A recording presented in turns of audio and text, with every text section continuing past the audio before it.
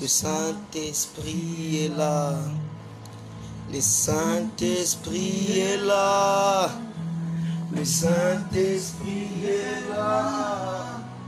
Le Saint-Esprit est là. Le Saint-Esprit est là. Le Saint-Esprit est là. Le Saint-Esprit est là. Le Saint-Esprit est là.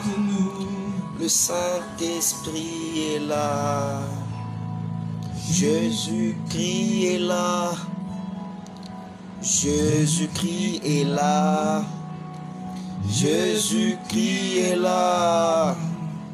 Jésus-Christ est là. Jésus-Christ est là. Jésus-Christ est là.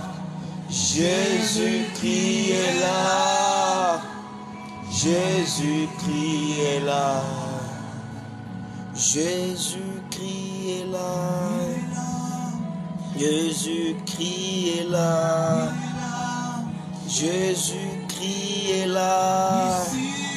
Jésus-Christ est là. Oh Jésus. Jésus-Christ est là.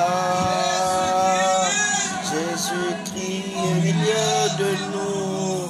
Jésus-Christ, il est là, ici, avec moi. Jésus-Christ est là. Jésus-Christ est là. Jésus-Christ est là. Jésus-Christ est là. Jésus-Christ est là. Jésus-Christ est là. Jésus-Christ est là. Jésus-Christ est là.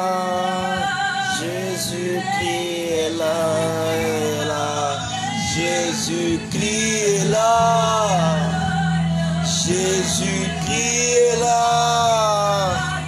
Jésus-Christ est là. Jésus. Jésus-Christ, Père, que ta présence soit de ton côté ici. Je sais pas comment nous touchons. Je t'appelle toujours dans l'air. Tu es Père parmi nous pour la seule gloire de ton nom. Je ne suis rien, je ne peux rien sans toi.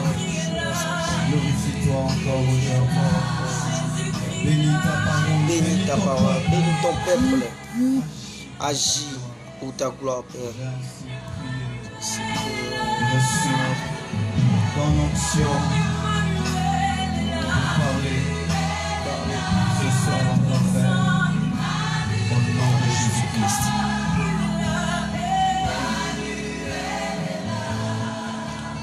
Merci pour ta présence. Merci pour tout ce que tu as nous dit. Merci pour tout ce que tu vas faire. Je m'abandonne en toi. Je compte en toi. Sois-les encore aujourd'hui. Je ne tiens plus rien. C'est rien. Glorifie Dans ces noms. Que je te paraisse et que tu paraisses. Et que ton peuple soit transformé. Redoublé. Mon Dieu. Merci parce que tu es ici. Merci Jésus pour ta présence. Merci Jésus pour ta présence. Merci Jésus pour ta présence. Merci Jésus pour ta présence.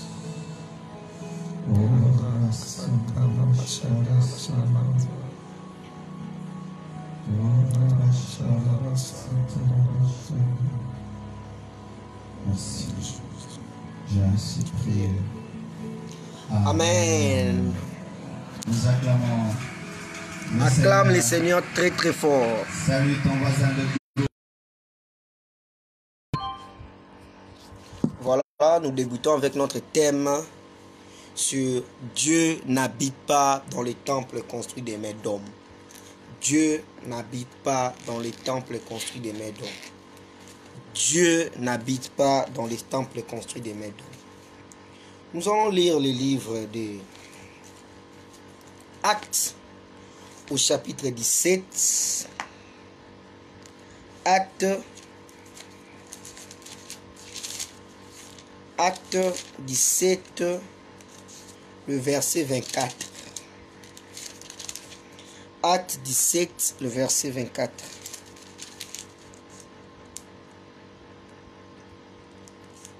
La Bible dit ceci, écoutez très bien. Le Dieu qui a fait le monde et tout ce qui s'y trouve, étant le Seigneur du ciel et de la terre, n'habite point dans des temples faits des mains d'hommes.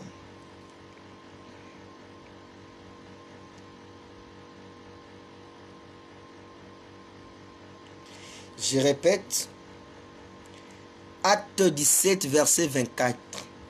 Le Dieu qui a fait le monde et tout ce qui s'y trouve, étant le Seigneur du ciel et de la terre, n'habite point dans des temples faits des mains d'hommes. Père, que ta présence soit ici.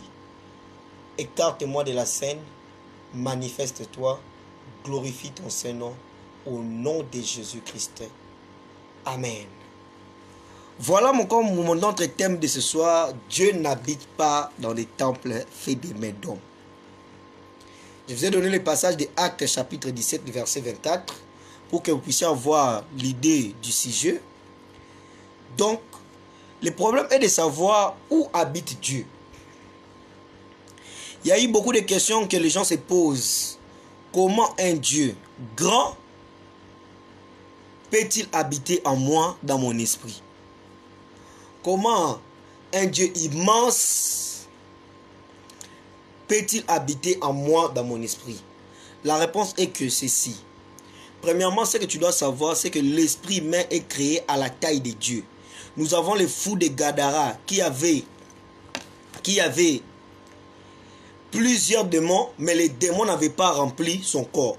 Parce que l'esprit humain est créé à la taille de Dieu. C'est le Saint-Esprit qui peut posséder tout ce que l'esprit humain et qui peut entrer et remplir l'esprit humain. Parce que tu aies 10 ans, que tu aies 20 ans, que tu aies 25 ans, sache que ton esprit est plus grand que le Congo. Ton esprit est plus grand que le monde. Parce que l'esprit humain a été créé à la taille de Dieu. C'est pourquoi vous voyez des fois notre prédicateur, il a 10 ans mais il prêche. Il a 10 ans mais il est en train de faire des choses. Parce que l'esprit humain est très grand à tel point que ça peut habiter le Saint-Esprit dans sa totalité. C'est pourquoi un chrétien n'est jamais possédé totalement. Parce que son esprit est tellement grand que il ne peut jamais être possédé totalement. Et le Saint-Esprit habitant dans l'esprit humain, même les fous de Gadara qui étaient païens, les démons n'ont pas pu remplir ton esprit. Pour te dire que d'où habite Dieu, Dieu habite en toi. Dieu n'habite pas dans les temples que vous voyez là. Dieu est en toi. L'église, ce n'est pas les temples. L'église, c'est la personne lui-même. Les temples que vous voyez là, ce sont juste des hommes qui ont construit ça, afin de chercher un endroit, mais ce n'est pas l'église. Ce n'est pas l'église. Dieu viendra chercher l'église, ne viendra pas chercher les temples. Il ne viendra pas chercher les temples. L'église, ce n'est pas les temples. L'église, c'est la personne. Dieu habite en toi.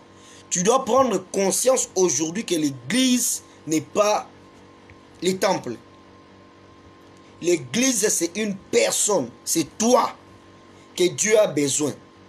Et c'est là où Dieu habite. Parce qu'aujourd'hui, le monde croit que Dieu habite dans un temple, or que Dieu n'habite pas dans un temple. C'est pourquoi nous devons en parler et prêcher ces choses afin de ramener les gens à la raison. Dieu ne peut jamais habiter une maison. Dieu ne peut jamais habiter un temple. Parce qu'il est tellement grand qu'il ne peut habiter une maison, qu'il ne peut habiter un temple. Il habite en l'homme parce que l'esprit humain est créé à la taille de Dieu. L'esprit humain est très grand, plus que les temples, plus que le Congo, plus que le monde entier. C'est pourquoi les chrétiens, vous devez être joyeux. S'il y a une chose que nous devons chasser dans les églises, c'est la tristesse. Comment est-ce qu'un grand Dieu, le Père, le Fils, le Saint-Esprit est en toi, mais toi tu es dans la tristesse. Tu ne sais pas que la joie est un signe de maturité? S'il y a un endroit que nous devons chasser la tristesse, c'est à l'église. Les païens sont tristes, nous aussi les chrétiens nous sommes tristes. Alors que nous avons les temples de Dieu en nous. Nous avons Dieu en nous. Les païens sont tristes, nous aussi les chrétiens. Maintenant, qui va consoler l'autre? Or que c'est nous l'église que nous devons consoler les païens. C'est nous qui devons consoler les païens. C'est nous qui devons donner la joie. La joie est un signe de maturité. La joie est un signe de maturité. Quand les églises du Congo avaient commencé au début, la joie était un signe de maturité. Tout le temps, c'était un intercesseur ne doit pas chanter, ne doit pas rire tout le temps. Parce qu'il doit attraper les sorciers. Et ils étaient tout le temps là. Colériques. Il ne doit pas rire. Parce qu'il doit attraper les sorciers. C'est faux. Mon frère et sœurs, tu penses qu'au ciel nous serons ennuyeux? Tu penses qu'au ciel nous aurons des problèmes? Au ciel nous serons toujours joyeux. Et s'il y a un endroit où un chrétien doit avoir en lui, c'est la joie. S'il y a une chose qu'un chrétien doit avoir, c'est la joie. Même si ça ne va pas bien, tu dois être dans la joie. Même si tous tes problèmes ne vont pas bien, tu dois être dans la joie. Il y aura ceux qui diront que non, oh, peut-être toi tu es bien, c'est pourquoi tu dis ça. Non, c'est pas question de ça. Moi je suis toujours joyeux. C'est une nature à moi. Mais pour ne pas parler de moi, je préfère parler de la globalité. Même si ça ne va pas. Et surtout ce qui est encore pire, là où je trouve encore une insulte, je vois des chrétiens qui veulent se suicider à cause des femmes. À cause d'une femme. Une femme t'a refusé. Une femme n'a pas voulu que tu puisses être avec lui en couple. Et tu peux te suicider à cause d'une femme. Tu peux te suicider à cause des histoires de ce monde. Hein? Hein? Le Père est en toi, le Père est en toi, le Fils est en toi, le Saint-Esprit est en toi. Mais tu veux te suicider à cause d'une femme. À cause de quoi que ce soit. La joie est un signe de maturité. Et ne pense pas que tu attires les gens par ta tristesse. Tu n'attires personne par ta tristesse. Car le monde d'aujourd'hui a besoin de personnes heureuses, malgré les inflations et les déflations. Toi, tu es différent, tu as Jésus. Même si ta vie ne va pas bien, tu as Jésus. Même si tu n'as pas encore attendu, tu n'as pas encore reçu ce que tu as besoin, tu as Jésus. Même si Dieu ne t'a pas béni de manière manifeste, tu as Jésus. Même si tout ton travail ne va pas bien, tu as Jésus. Tu as Jésus. Tu as Jésus. Tu as Jésus. Ma joie ne vient pas de l'extérieur, ça vient de l'intérieur. Ma joie ne vient pas de l'extérieur, ça vient de l'intérieur. Le bébé pleure, mais le fils sourit. Le bébé pleure, mais le fils rit. Donc, concernant mon thème de ce soir, ce que je voulais vous apprendre, c'est que Dieu est en toi. Dieu n'est pas dans les églises. Les assemblées sont juste là pour nous aider. Je n'ai pas dit aussi, il ne faut pas aller dans nos assemblées. Non. Il faut continuer parce que la Bible dit n'abandonnez pas vos assemblées. Parce que je sens que je dois équilibrer là-bas. Parce que les hommes sont bizarres. Je n'ai pas dit qu'il ne faut pas aller dans les assemblées. Non. On doit aller dans les assemblées parce que la Bible dit il a donné aux hommes comme apôtres, prophètes, docteurs, etc. pour le perfectionnement des saints. Pour le perfectionnement des saints. Et la Bible nous dit de ne pas abandonner les assemblées. Mais ayons plus conscience de nous-mêmes que des assemblées. Parce que si tu as plus conscience de l'assemblée que de nous, tu risqueras de ne pas te sanctifier. C'est pourquoi, il faut savoir, le fait d'aller à l'église ne fera pas de toi pour que tu puisses aller au ciel. Le fait d'aller à l'église ne fait pas de toi un chrétien. Ce qui fait de toi un chrétien, c'est quand tu mènes la vie de Jésus-Christ. Un chrétien, c'est celui qui mène la vie de Christ en lui. Quand tu ne mènes pas la vie de Christ en toi, tu n'es pas chrétien. Et d'ailleurs, je pourrais même te dire, les personnes qui ne sont pas brisées, les personnes non brisées sont en train de faire passer, gaspiller leur temps à l'église. Je répète encore, les personnes non brisées sont en train de gaspiller le temps et l'onction des hommes de Dieu. Si tu sais que tu n'es pas une église et que toi, tu as une vie de sainteté dépendante, vaut mieux rester à la maison qu'aller à l'église. Et pire encore, si tu sais que toi, tu iras en enfer, vaut mieux rester à la maison qu'aller à l'église pour ne pas embêter les autres. Des fois, nous savons que nous sommes mauvais, mais nous aimons toujours aller contaminer les autres. Nous savons que nous sommes des problématiques, mais nous aimons toujours aller contaminer les autres. Ce que tu dois savoir, c'est que l'église, ce n'est pas les temples. Il y a une différence entre aller au temple et l'église. Parce que la Bible dit dans l'Apocalypse que l'église, que l'épouse et l'époux disent viennent. Pourquoi la Bible dit que l'épouse et l'épouse disent viennent? Parce que Dieu a établi sur la terre l'église. Mais après l'enlèvement, au ciel, nous ne serons pas l'église, nous serons aussi des époux. Nous serons des époux. C'est pourquoi ne soyons pas que des églises, mais soyons aussi des époux. Équilibre. Ne soyons pas que des églises, soyons aussi des époux. Car si tu as une église, tu risquerais de rater l'enlèvement. Mais si tu as un époux, tu vas désirer d'aller au ciel. Parce que tu sais que tu as besoin de voir ton mari. Qui d'entre nous ici, surtout dans cette génération perverse, aimerait ne pas se marier? Personne. La plupart des gens aimeraient ne pas se marier. De même, au ciel, il faut vouloir le ciel. Parce que le ciel, c'est le grand mariage. De la même façon que tu désires les mariages, surtout vous les femmes, c'est la même façon que vous devez aussi désirer le ciel. Et ainsi aussi les hommes. L'homme, la même façon que tu désires l'argent, tu désires les affaires, les projets, c'est la même façon que tu dois désirer le ciel. Soyons des églises, soyons des époux. Mais en soi, dans mon thème de ce soir, j'ai voulu expliquer que les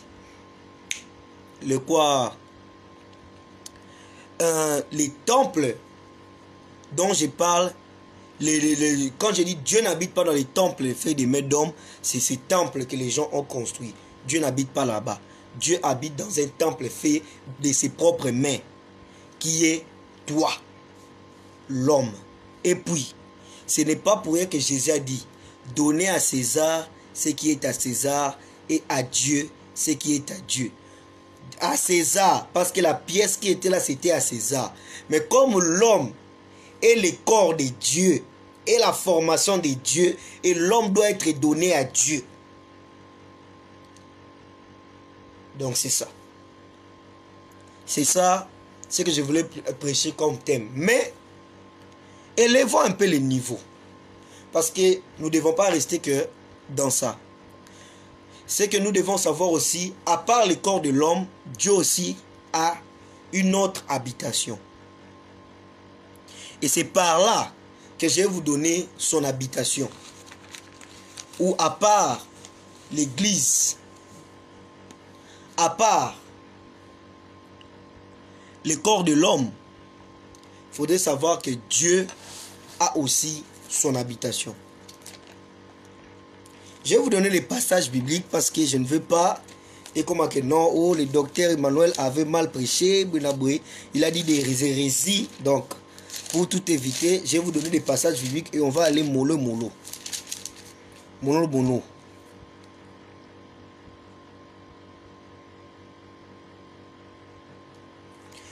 Premier passage, Genèse chapitre 1, le verset 1. Au commencement, Dieu. Au commencement, Dieu. Dans Jean, on dit, au commencement était la parole. Dans Genèse, on dit, au commencement, Dieu. Et dans Jean, on dit au commencement était la parole.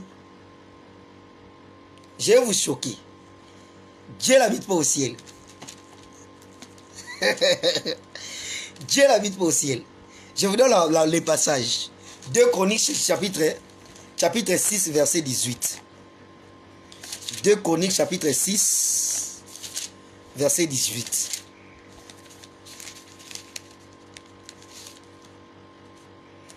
Deux Chroniques 6, 18.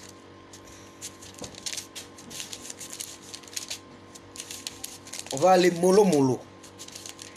2 Chroniques 6, 18. La Bible dit, mais quoi? Écoute cet étonnement. Mais quoi? Dieu habiterait-il véritablement avec l'homme sur la terre? Voici, les cieux et les cieux des cieux ne peuvent te contenir. Combien moins cette maison que j'ai bâtie? Les cieux et les cieux des cieux ne peuvent le contenir. Et j'entends déjà parler que non, Jésus était monté au ciel. Non, il n'était pas monté au ciel. Je vais vous montrer là où Jésus était monté. Actes chapitre 1, le verset 9. On va aller doucement. Doucement. Les gens disent que non, Jésus était monté au ciel. Non. Toi, pour toi, Jésus était monté au ciel dans ta conception. Mais en soi, il n'était pas monté au ciel. Et écoute ce que la Bible dit. Après avoir dit cela, il fit élever pendant qu'il regardait et une nuée les déroba à leurs yeux. Waouh! Il fit élever. La Bible n'a pas dit qu'il est allé au ciel. Il fit élever. Un autre passage. Éphésiens chapitre 4. Éphésiens chapitre 4. La Bible dit il fit élever. On n'a pas dit qu'il est monté au ciel. Un autre passage. Éphésiens chapitre 4. Le verset 8 à 10. La Bible dit ceci. C'est pourquoi il est dit, étant monté en haut, il a amené des captifs et il a fait des dons aux hommes. Or, qu'est-ce que signifie il est monté, sinon qu'il est descendu dans les régions inférieures de la terre? Vous remarquez que la Bible ne dit pas qu'il était monté au ciel, ni aux cieux. La Bible dit seulement qu'il est monté. La Bible n'a pas dit qu'il est monté au ciel. Il est aux cieux. La Bible simplement dit seulement il est monté. Continuons. Le verset 10. C'est lui qui est descendu.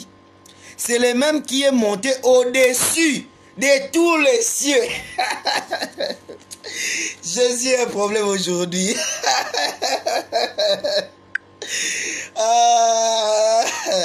Jésus a un problème aujourd'hui. Vous remarquez ça? Hein? Vous remarquez? Afin de remplir toutes choses. Vous avez remarqué ça? Donc, la Bible n'a jamais dit que Jésus était monté au ciel ni aux cieux. La Bible dit Jésus est monté au-dessus de tous les cieux. Hein? Au-dessus de tous les cieux. Donc la Bible n'a jamais dit que Jésus est monté au ciel. Nous allons encore. Jean 6, 70. Nous allons. Je vais vous démontrer là où Dieu vit maintenant.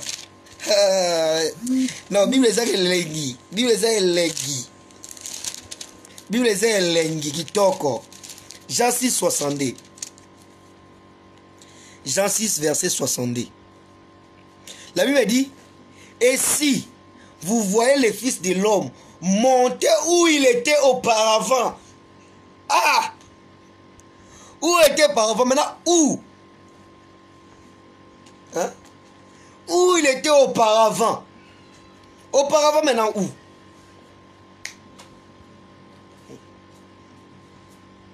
Si vous voyez le Fils de l'homme monter où il était auparavant. Auparavant, maintenant, où? Maintenant, laisse-moi maintenant te montrer où Dieu maintenant habite. 1 Timothée chapitre 6, les versets 15 à 16. 1 Timothée 6, 15 à 16. Laissez-moi maintenant vous montrer là où Dieu est.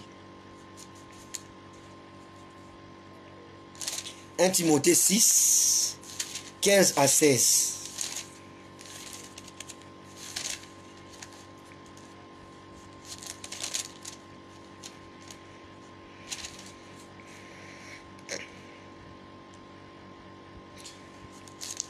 « 1 Timothée 6, le verset 15 à 16. » Je vais vous montrer maintenant là où Dieu est. La Bible dit, 1 Timothée 6, le verset 15 à 16, la Bible dit, « Que manifestera son temps, le bien-aimé et seul souverain, le roi des rois et le seigneur des seigneurs, qui seul possède l'immortalité, qui habite une lumière inaccessible,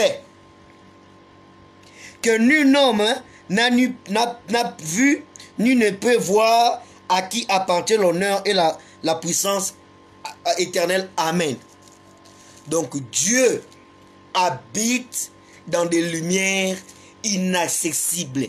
Donc Dieu n'est pas au ciel, il est ni aux cieux, il est ni au quator. Maintenant, c'est lié là où Dieu habite. On appelle ça Dieu. Au commencement, Dieu. Au commencement était la parole. Les lumières inaccessibles là où Dieu est, là où il habite, cet endroit-là, on appelle ça Dieu. Donc Dieu habite à un endroit appelé Dieu, dans les lumières inaccessibles. Donc Dieu n'est pas au ciel, ni aux cieux, ni dans les temples faits de mains d'hommes. Il vit en l'homme et dans les lumières inaccessibles. Et maintenant, allons encore plus loin. Les fins fonds d'une lumière, c'est quoi? Je vous pose la question. Les fins fonds d'une lumière, c'est quoi? C'est les ténèbres. C'est les ténèbres. C'est pourquoi la Bible parle des ténèbres de Dieu. Les ténèbres, c'est une autre forme de lumière. C'est une autre forme de lumière. C'est une autre forme de lumière. C'est comme, mais ce que j'aime chez Dieu, c'est que il se cache dans les ténèbres, mais pour agir, il utilise la lumière. Et un homme spirituel, c'est un homme qui n'est pas seulement la lumière, mais qui est la lumière dans les ténèbres. Je te donne un exemple de la lumière dans les ténèbres. C'est comme si tu es dans une chambre et dehors ça éclaire. Tu entres dans ta chambre, tu fermes la porte et tu éteins la lumière. Tu verras tout ce qui se passe dehors. Parce que dehors c'est clair. Mais toi tu es dans la chambre. Et c'est ça Dieu. Dieu se cache dans les ténèbres afin de voir les mystères. Mais quand il s'agit d'agir, il devient lumière. Donc Dieu n'habite pas au ciel, il n'habite pas aux cieux. Dieu habite en l'homme et dans les lumières inaccessibles qui sont les ténèbres de Dieu. Qui sont les ténèbres de Dieu. Et ces ténèbres-là, c'est ce qui lui permet de se cacher afin de sortir pour agir. Donc c'est pourquoi on dit Dieu est ténèbres. Parce que les ténèbres, c'est une autre forme de lumière. Tout ténèbre n'est pas mauvais. Tout ténèbre n'est pas mauvais. Tout ténèbre n'est pas mauvais. Comme toute lumière n'est pas mauvais. C'est ça. C'est pourquoi on lit la Bible et dit, les diables se déguisent. De la même façon que Satan se déguise en ange de lumière, c'est la même façon que Dieu se cache dans les ténèbres. Enfin, donc Dieu utilise les ténèbres afin de plus voir clair. De plus de voir clair. C'est pourquoi la Bible dit les ténèbres de Dieu. Il révèle toutes choses. De la même façon que toi tu es dans une maison, tu vois clair tout ce qui se passe quand tu éteins ta lumière. Tu peux même voir comment les gens se chamaillent, se disputent, tout ce qu'ils font. Mais c'est comme ça Dieu. C'est pourquoi il y a des gens, ils cherchent Dieu dans la lumière, ils ne le trouvent pas. Il faut aller dans les ténèbres. Les ténèbres, en d'autres termes, c'est la profondeur de Dieu. Car la profondeur appelle la profondeur. Il faut chercher la profondeur de Dieu. Maintenant, l'homme aujourd'hui ne cherche plus la profondeur de Dieu. Dieu est un mystère, il faut le chercher. Mais aujourd'hui, maintenant, les gens refusent le mystère. Il faut les chercher, entrer aux profondeurs. C'est ça Dieu. C'est ça la sagesse de Dieu. Il se cache dans les ténèbres, mais pour agir, il devient lumière. C'est ça ce que j'avais pour vous.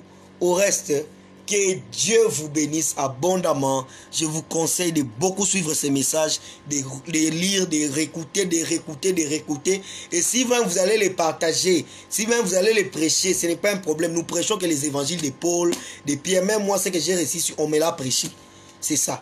Nous prêchons que des évangiles de Paul ou quoi que ce soit. Ce n'est pas un problème. Que Dieu vous bénisse abondamment. Voilà mon message qui était pour aujourd'hui. Je vais prier pour vous afin que Dieu vous fasse du bien. Au reste, j'ai fini mon message. Merci beaucoup. Père, merci parce que tu as agi.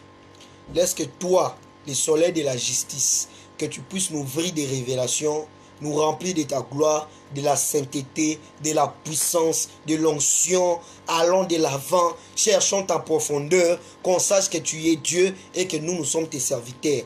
Agis dans ton peuple, que tout celui qui écoutera ces messages soit transformé, renouvelé, recevoir la solution et qu'il soit guidé au nom de Jésus-Christ.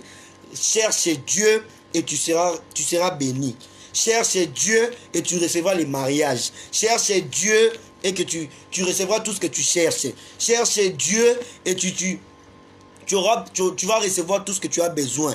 Car Dieu a besoin des gens qui cherchent son cœur, qui cherchent sa nature, qui cherchent sa personne. Cherchez premièrement le royaume et la justice de Dieu et toutes ces choses vous seront données par-dessous. Soyez des dieux sous une forme humaine. Soyez des dieux sous une forme humaine. Cherchez Dieu, allez de l'avant au nom de Jésus-Christ de Nazareth. Merci Père parce que tu l'as fait et c'est fait. Au nom de Jésus-Christ. Amen. Que Dieu vous bénisse abondamment. À la prochaine. Bisous à tous et bonne soirée.